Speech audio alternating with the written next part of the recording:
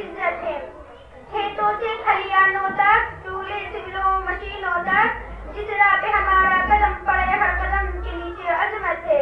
ہم اس دنیا کی رونق ہے، ہم سے یہ دنیا جنت ہے. ایک مرتبہ حضرت موسیٰ علیہ السلام نے اللہ تعالیٰ سے سوال کیا کہ پروردگار جب آپ اپنے بندے سے خوش ہوتے ہیں تو اسے نام میں کیا عطا کرتے ہیں؟ میرے رب نے جواب دیا میں اسے ایک بیٹی عطا کرتا ہوں. موسیٰ علیہ السلام سے سوال کرتے ہیں اگر آپ اور زیادہ خوش ہو تو اسے نام میں کیا عطا کریں گے؟ جواب ملتا ہے اسے ایک اور بیٹی عطا کروں گا. اور ان بیٹیوں کی بہترین پرورش کرنے پر اس شخص کو جنت کی بشارت دی گئی. سبحان اللہ. اپنی تقریر کا آغاز اس عظیم ہستی سے کرنا چاہوں گی جو آئین سے عالم انسانیت کے لمبردار عورت، فوسی وجود انسانیت کی بنیاد عورت، راز رانائی کائنات کا نشان عورت، تاج تمہارے معاشرے کی پہچان عورت. اے عورت، تم دنیا میں آئی ہو تو ماں باپ کے لیے جنت کی دلیل بنتی ہو.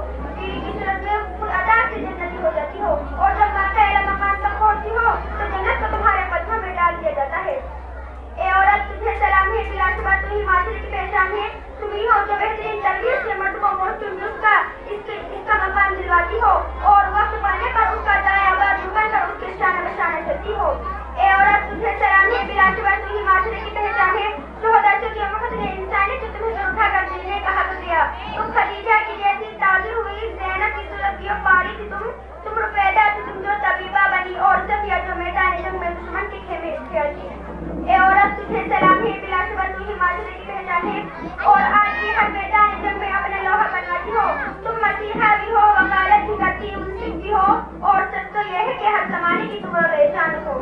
اے عورت، تجھے سلام ہے، بلا شبہ تم ہی معاشرے کی پہچان ہے. تم ہی ماجر ملت، تم ہی عرفات، تم ہی مریم، تم ہی طاہرہ والی، تم ہی ہو زینب جو خود تو اس دنیا سے چلی گئی لیکن اس مردہ معاشرے میں نہیں کھود گئی.